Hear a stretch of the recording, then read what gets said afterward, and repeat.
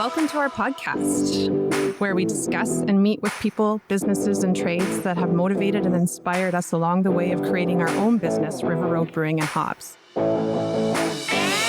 I'm your host, Nikki Andrew, the original River Road Blonde, and this is Down River Road.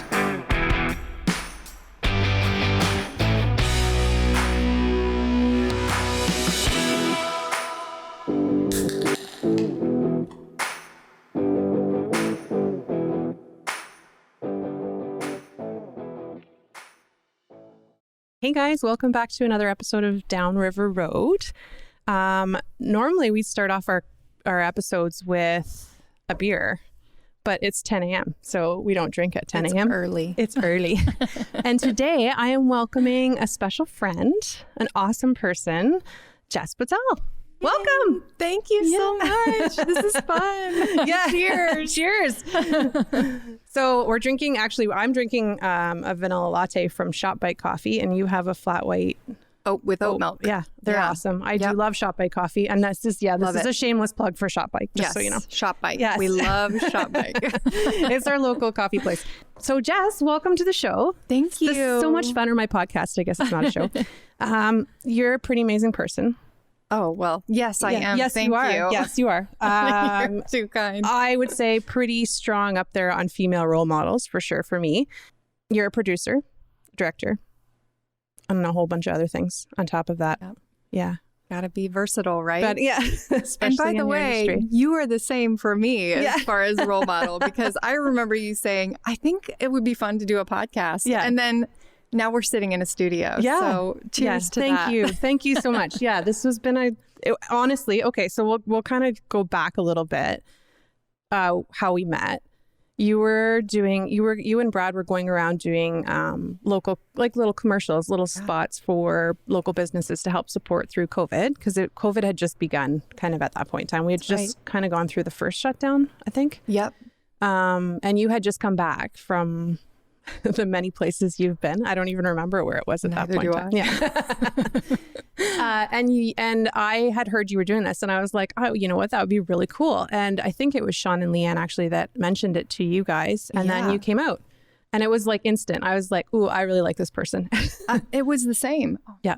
Yeah. It's the same. I think the funny thing is, so many people had said to me and Brad, oh, well, you know Nikki and Dave. Yeah. And we're like, no, we don't. Like, but we'd like to, you know. And it was finally like when we met, like you said, it was instant. Yeah, like we just like hit it off. We were shooting the little commercial, and we were in the truck. Yes. And just laughing the entire time, which was awesome. And of course, Dave and Brad hit it off, and the rest is history. Yes. Yeah. Their love of drones. David thought he was directing. And I was like, no, you're not. Yeah. He's like, I was the assistant director. And I was like, no, you weren't. No, it was, that was really fun. And I think that, we love Bayfield, you know, and we love being a part of the Bayfield community. My husband was born and raised in Bayfield. Yes. And I'm from a small town in Indiana originally. So when I came to Bayfield for the first time, I was like, oh, this is home. Yeah. Like, it really was that instant connection. So the fact that we ended up staying here during COVID, it really was a real community bonding experience, from afar, but together, the whole thing. It's kind of tough. It's kind of tough when you travel all the time and you're you're in different spots. You're from a different area. Yeah. Bayfield can be a little overwhelming to somebody from outside, like coming in. Yeah. But I think you fit in. Like, there's no question about it. There's But I know even myself, like I was also born and raised in Bayfield, but moved away. Bought my house in Stratford, moved back, and it was like I'd never had lived there before. Like, I had to readjust to and reintroduce myself to everyone that I grew up with. It was crazy. Yeah. But it's just it's a weird kind of, Bayfield's just weird. Yeah. Yes. Lovely, but weird. Yeah. Wonderful and weird. Yeah. We love you, Bayfield. We love you, Bayfield. Yes. So then right after that, we did the commercial. We started hanging out a little bit, getting to know each other a little bit better, which was awesome. And then you guys started to film Trigger Point. Let's talk a little bit about Trigger Point. Yeah, Trigger Point. Well, directed by my husband, Brad Turner. He did a wonderful job. He did, yeah. And I directed the second unit. But, the thing about Trigger Point was when we read the script initially, we were like, oh my gosh, this is perfect for Bayfield. Yeah. And we were really nervous because it was, it's a lower budget film. And so we went to the producers and said, we have the location, and we brought a packet of photos and how Brad would do it.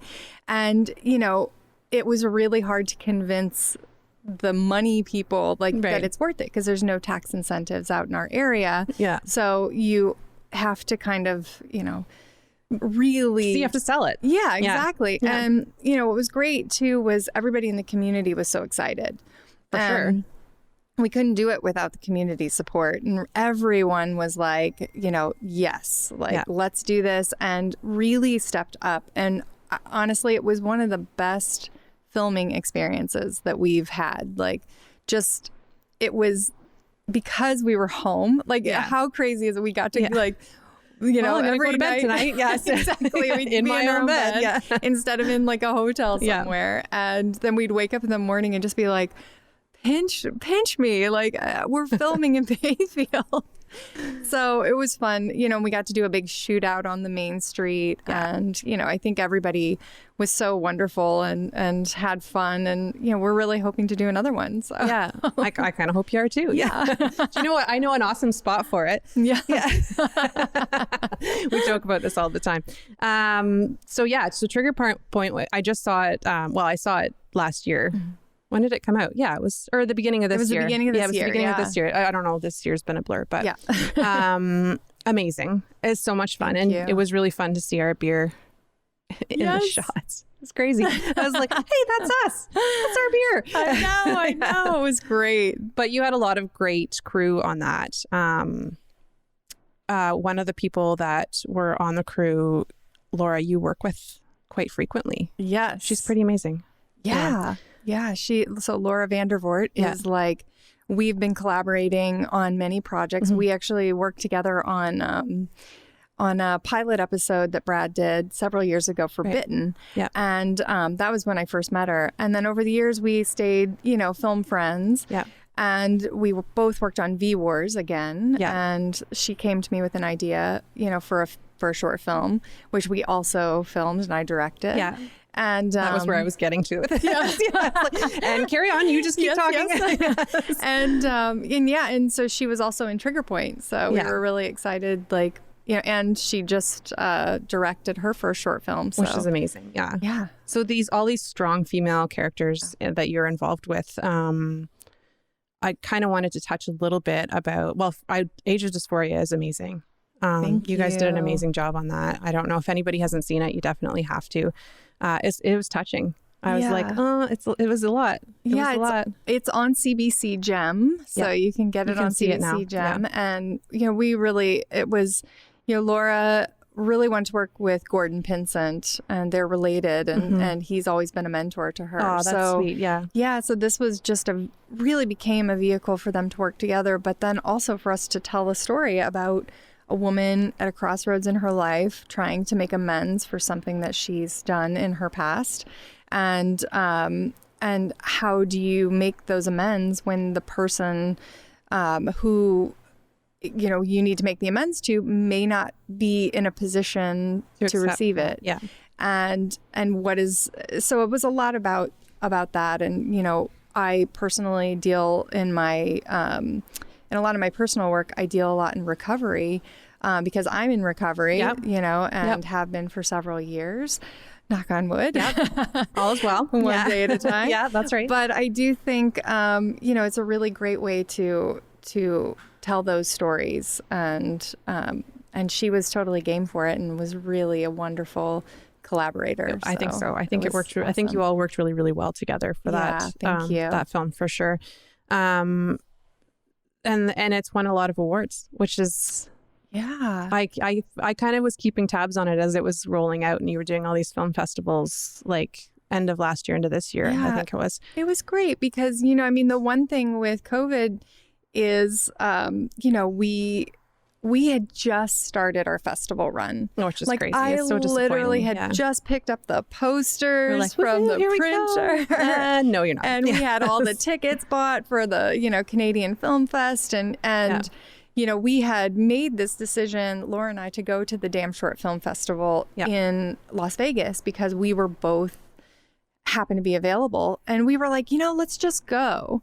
And thank God we did, because it was the only time that we were able to see the film with an audience. Which is awesome. Yeah. And sad, but awesome at the same time. But awesome. And then, so many of the festivals really rallied and did great digital showings. And, we just did the Vaughan Film Festival, and they actually did a drive-in, which was neat. Yeah, that's cool. And we won, Gordon won Best Actor there. So, awesome. it's short films are the way that new directors get an opportunity to get a foot in the door and to tell personal stories. So which is for me, amazing. Yeah, that was it was great to see that it was so well received. And that's the thing is people are watching it going, oh yeah, it's relatable. You can, whether or not you're in that situation or whether you've been there at some point in your life, you've been in a situation where you had to make amends. Absolutely. And it was, I don't know, I thought it was touching for sure. You did an awesome job. Thank you. Yeah, no problem, buddy. So Age of Dysphoria, then Trigger Point. Mm-hmm. Was there anything in between? I don't think so. Was there? You don't remember. It's been a little insane. I know you've done a number of pretty big productions. Like you worked with 24, right? Yep. But one of my favorite ones, and we've talked about this in the past, is The Simpsons. Oh, yes. And a lot of people don't realize that you were big involved with The Simpsons for a while. Yeah, it was like very early in my career. Yeah, very beginning, right? Yeah. I was going to say that's only, do I say 20? That was like 20 years ago. Yeah, it was like 20 years ago. Yeah. And I had the opportunity to work on The Simpsons and work for the production company. Yeah.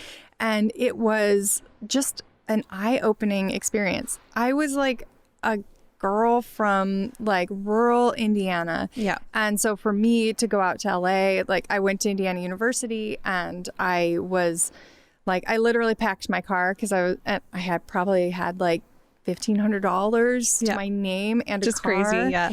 And in hindsight, I'm like, what was I thinking? Young girl, I wasn't. Big city. I literally I packed my car because I'm like, if I don't leave now, I will probably lose the nerve. Yeah. And I did, and I just like went out there and just navigated and found contacts, and I went into an interview at The Simpsons, and it was really it was such a great opportunity. Yeah. And one of the things that they said when they interviewed me was like, well, we weren't really sure we were going to hire you, but we really wanted to meet the girl that interned on the Jerry Springer show. Oh, hilarious. Like that was my only, I interned on Jerry Springer because it was the only place I could go. Chicago was closed. Yep. And I had family there. And I was like, well, I want to work on a big show, and Jerry Springer was like the biggest show. That's awesome. I didn't know that. See, you learn something new all the time. Yeah, so that was like, it was a crazy summer working on that show. Yeah. But it did give me like a little bit of exposure to working on a set like that, which is probably a good thing because there's a lot of personalities, because I think a lot of what it is, it's like, you're always dealing with different personalities. Yeah. For sure, especially on that show. So The Simpsons was amazing because I got the opportunity to really like learn from the best, and I still have so many friends from there, and the lessons that I learned. Oh, for sure. That even though I don't work in animation anymore, it translates. Yeah, absolutely, it would, and I think to all the things that you would learn from there, and at such a young age, it's like a pivotal point of your career when you're that young, and especially in the film industry. I can imagine. I'm not in the film industry, so I don't know, but having you kind of start young if you want to make up for what's coming up the pipeline.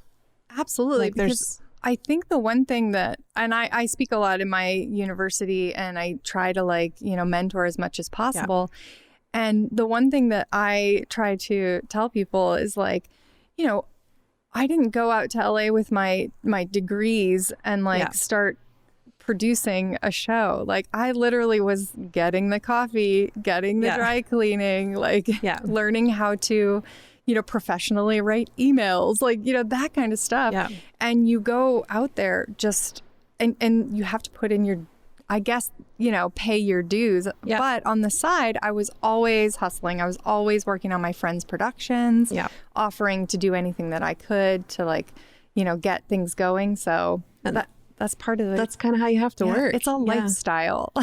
Yeah, it is a lifestyle, because Yeah. I mean, like, I say this to you all the time. I get frustrated sometimes living in a small area and being, I don't want to say stuck, but like constantly here. We don't have a chance because our business is here. Right. We're always here. But I have that, like, every once in a while I have that itch to get out and do something different. You're constantly on the go. Like, you have your house in Bayfield. Yeah. You have your house in Indy, right? Yep. Indianapolis.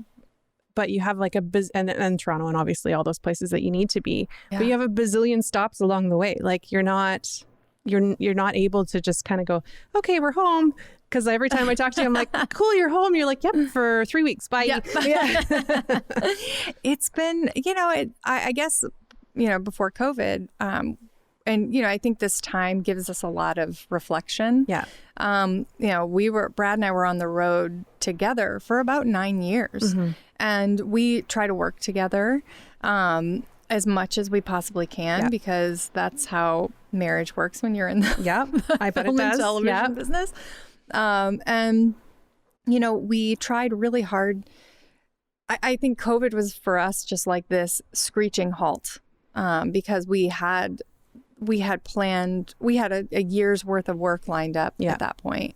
And, it is the first time that I've been able to really, like, grow roots. And even though it's like 3 weeks is like a lifetime. I know. That's what I mean. Like, yeah. And I think, we had several months though that we were in Bayfield, and that was, but it wasn't like we were, as everyone knows, we weren't all just like hanging out, like having fun. You're working. To be home. Yeah. We were working, and we were all stressed out because, who knew what was happening. So I think for us, being on the road for as long as we have, and we've worked in, New Zealand to Paris, like, I mean, and everywhere in between. And we're incredibly grateful that we've had those opportunities.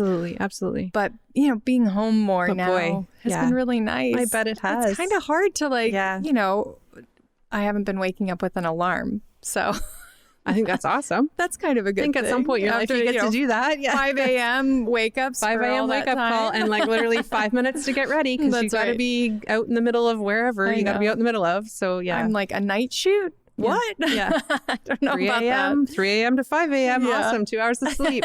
That's great.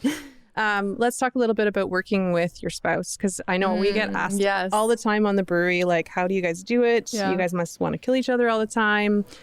For us, it's because we do such different things. We're never doing the same thing. Like, he does the brewing, I do the paperwork, he's in the shop fixing something, I'm in the barn dealing with the animals. Yeah. So yes, we work together, but we're never really working together. Yeah. I think that, we in when we're working on television series together, and we're both producers, and he directs a lot, and so it gives me a bit more autonomy as well. Yeah. Like, I have my own role, as does he, but we always are coming together and like trying to like figure out. A lot of producing is solving problems. Yep. And then a lot of directing is just letting him be creative, or whoever is directing. Yeah. And then we're solving problems behind the scenes. So, it usually works out really well. Like, because especially when we're like, say, in New Zealand for 6 months. Yeah.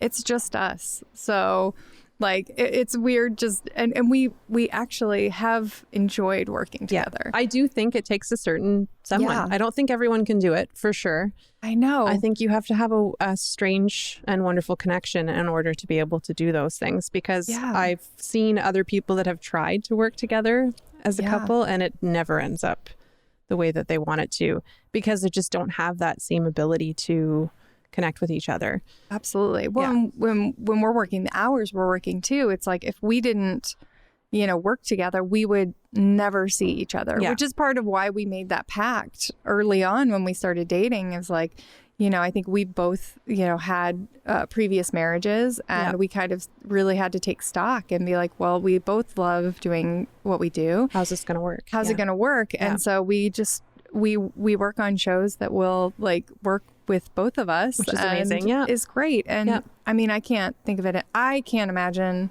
it any other way. Yeah. Same. Yeah. Same. Like I can't imagine now that we've gotten to that point where we have our roles, we've figured life out. Because we also have kids together, we travel together, we do everything together, same. Yep. You constantly are having to work on different ways of doing things together without being bored of each other. Yeah. You just welcomed a new puppy into your household, so that's you know what I mean? Like, so those are the little things that just allow you to connect that much further. Absolutely. And it's not easy. Like by any stretch. No, like, no, absolutely not. Like there are days. Yeah, exactly. There are days, and there are times when, sometimes because of my relationship with Brad, like I'm the only one who can tell him like, okay, maybe that's not a great idea. So the people come to you. So by the way, exactly. You got to tell Brad this. And you're like, oh, awesome. I also have to go to bed tonight. So, I know. I have to be really careful, but I think it's really great. And, he's been so supportive of me, especially as I've been transitioning to directing and, so I think we're both getting to fulfill the things that we want out of our career. You're growing together. Yeah. Yeah, absolutely. Yeah. That makes loads of sense. With Jack. Morky. I love Jack. Jack's my favorite small dog. He's great. He's a little Morky. Yeah. Yeah. He's just he's so loving. I always say this about him. I'm not a big small dog person. Yeah. Never have been. So that's why we have 2 big dogs. But he's like, he doesn't act like a small dog. Yeah. Like he's not yippy or bitey or... I could talk all day about Jack. Yeah, he doesn't really whine. Let's just have a podcast about Jack. I was going to say, like, we were just talking about that this morning, Brad, and I was like, I don't think I've heard him whine. Like, no, he doesn't. Like, because why would you? Like, and I mean, even his bark is like not a little yip, yip, yip. It's like a rah, rah, rah. And you're like, oh, geez. Okay, he sounds scarier, but he's not. He's such a sweetheart. And I think for us, we were like, okay, we're going to have a dog. Then it's got to be small. It's got to be something that we can travel with. Yeah. And we need to make sure that it likes people because it's got to be around lots of people. Like, so we've made it, we have the happiest dog. Yes. Please stop by and say hello. Yeah. He will not bite your face off or your ankles. But if he does, it's just because he wants to play. Exactly. He's an awesome dog. Yeah. And shout out to Kelly. Oh, yeah. She's awesome. On Golden Paws because she really over, COVID helped us socialize him and do everything. So, It was so funny because I was playing with him last night and I had a treat in my hand and so Kelly also I did a number of classes with her for my first and second dog. And I was like doing and I was like, oh yeah, you were definitely trained by Kelly, like all the different things. I was like, yeah, you're going to be just fine. It's a little embarrassing for me when Kelly rolls up because all he has to do is see her and he's like on the ground. Yeah. Like, I'm like, what? It takes me a few tries. Yeah. He's like, you're my favorite person. Yeah, she knows what's up. Other than my mom. Yeah. So going back a little bit to your career, what's it like? And this is a question that I get asked in the industry that I'm in, being a woman. You're a woman in the film industry. That's a tough thing to be. I know from, different sources telling me. So obviously, again, I'm not in the film industry, so I can't say for sure, but.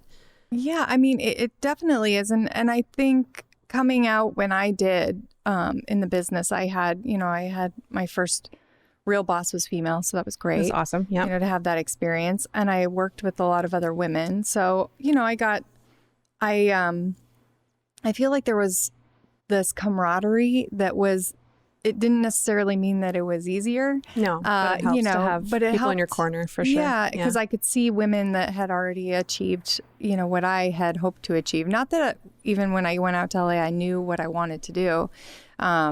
Because I had no clue. I knew I wanted to work in production, but I didn't really know what that meant. So a lot of it is trying to figure out what you don't want to do. Yeah. And then going towards what you do. And the one thing that I think is so interesting and why I mentor now is I mean, I think I had some limiting beliefs just being a woman coming from the Midwest, Right. not For having sure. connections. Yeah. So it was a little bit of that as well. And I think it took me a while to realize my power, and that I was like, and to confidently be able to say, hey, I'm good at this. Yeah. And not feel like, sheepish about it. And once I found my voice, and I think, I've had the opportunity to, I worked in animation, I worked on independent features. I was really kind of right at the start of digital media, and Which is amazing. Did a lot of really cool projects through that, and music videos. And, I've kind of done a little bit of everything, and so it makes me, I think, more valuable as I move forward. Yeah. But it doesn't mean that, I've always, in every room that I've been in, had to prove that I know what I'm talking about, as opposed to people looking at my, CV and saying okay, she's got all these credits. And I think directing is also part of that. Yeah. And now that I've been transitioning to directing, it's been, it's a pretty powerful role. Yeah. And I had started directing when I was a kid, directing plays, the other stuff kids like that. Yeah. And then I took directing courses in university, and I had a professor say, hey, you're really good at this.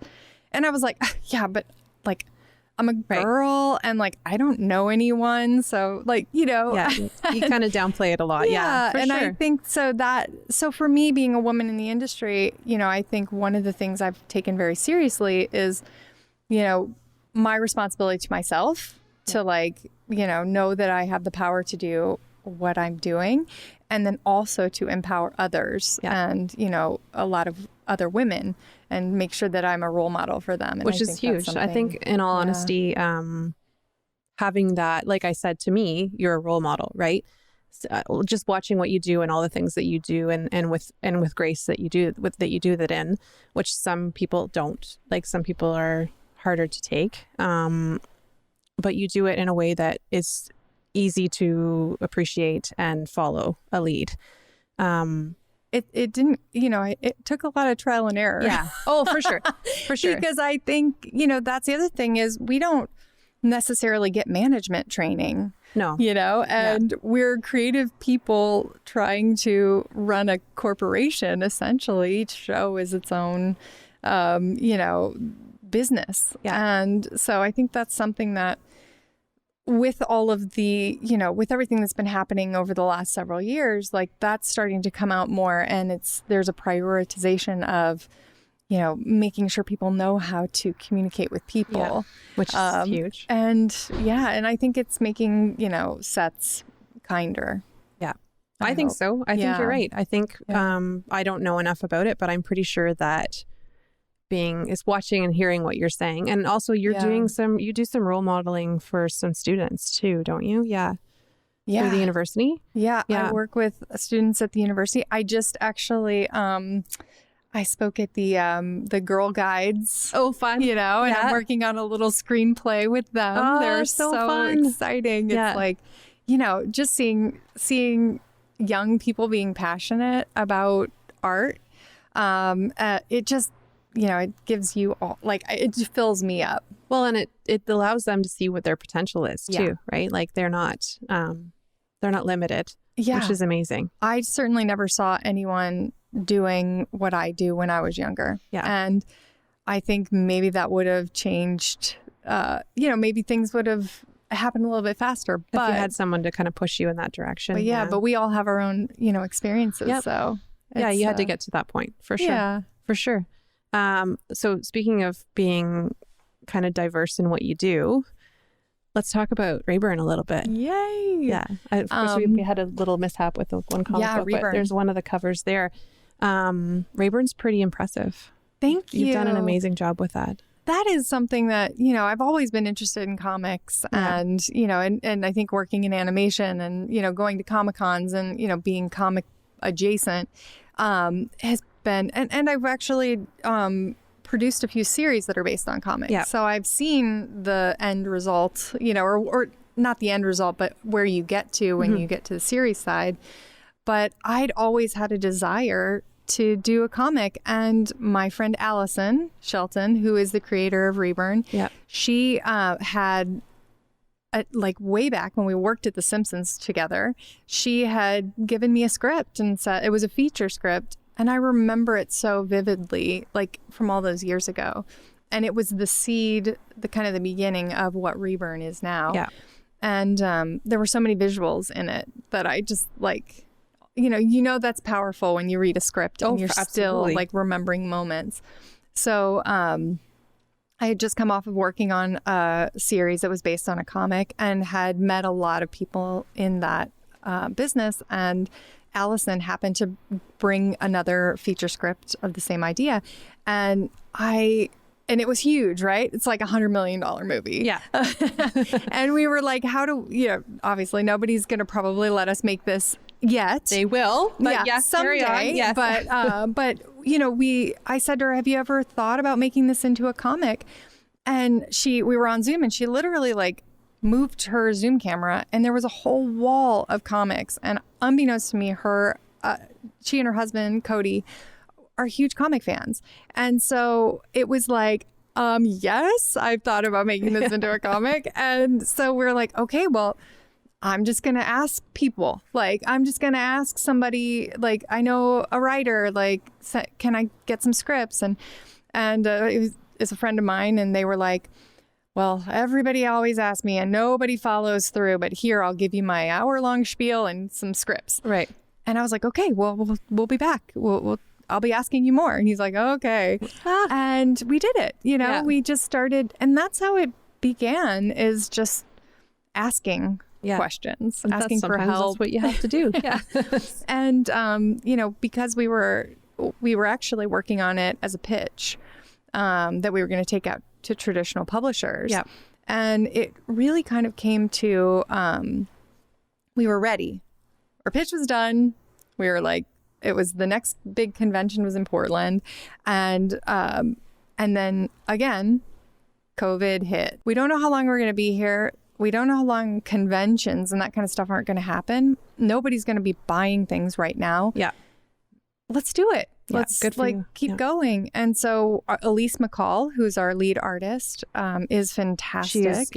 I have to kudos to her because she does an amazing amazing job on this. Specifically, all of the artwork is amazing. And she's so good at reading, working with Allison and really nailing down those visuals, and which is so important. So we get to make this comic, and we funded it through Kickstarter, which was like a daunting task, but people showed up, and we raised enough money to print it and to pay our artists, because we have an all-female team, and it was really important to both Allison and I that we would pay a fair indie comic rate, because that's what we should do.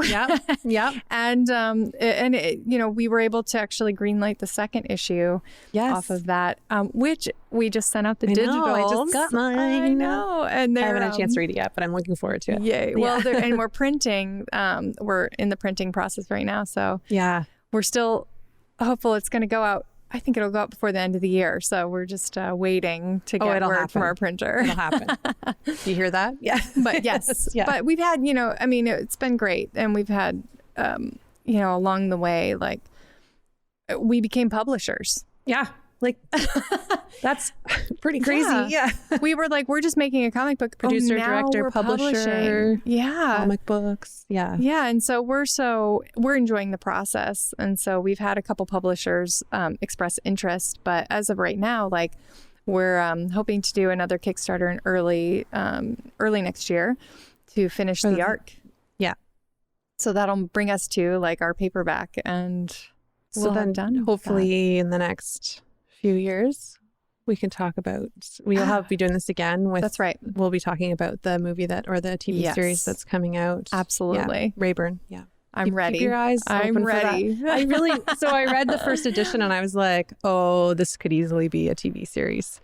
Yeah. Like, this is not, like, again, I think it's got some really good content. Yeah. Oh, and the world just kind of can expand so much. And I think that's the one thing that Allison and I've had to be really aware of is okay, we want to serve the comic book fan first and foremost, and make something that feels just really genuine and fits into the indie comic space. Yeah. And then if the byproduct of that is that we have the opportunity to make this, we know how to do that. Yeah. We're Perfect. ready. Yeah. And it will happen. So there you go. Yes, thank you. I'm adamant. I'm so excited. excited about it. There's horses in it. So that makes me really happy. I know. Yeah, it makes Oh my me gosh. smile. And Elise McCall can draw horses like so beautifully. Yeah. And we worked with Hilary Jenkins on the second book, and she did this really beautiful process where it's actually painted. So Oh, wow. having seen the proofs of this next issue, it's like, it's just a further extension of what we want to be doing in the stories we want to be telling, but it's also like a like legitimate piece of art in its own right. I love that. That's amazing. Yeah. We're really excited. Well, it's so exciting. All these things that you're doing. I know. So you're doing, you've got, obviously in your career, you've had all sorts of education, like tons and tons and tons, constantly evolving, moving forward, different films, TV shows, comic books now. What's next? Well, I am really starting to develop more with an eye towards projects and stories I want to tell, and more, taking my directing more to like features and television as well. I had the opportunity to be in the HBO Access Directing Fellowship, Which is amazing. which was a huge, opportunity, and just continues. It's like the gift that keeps on giving. Absolutely. And so I feel really blessed to not only be a part of, them kind of giving that, stamp of approval, I guess, and helping us and training us and giving us more opportunity, but also just it was an amazing fellowship of people that I got to work with. Yeah, for sure. And then I'm doing a lot of, like labs and just directing labs and just trying as much as I can to, as I get out there, like have more foundation. Like I didn't go to a quote film school, but I, have worked. I think you've put in for your a long years. time.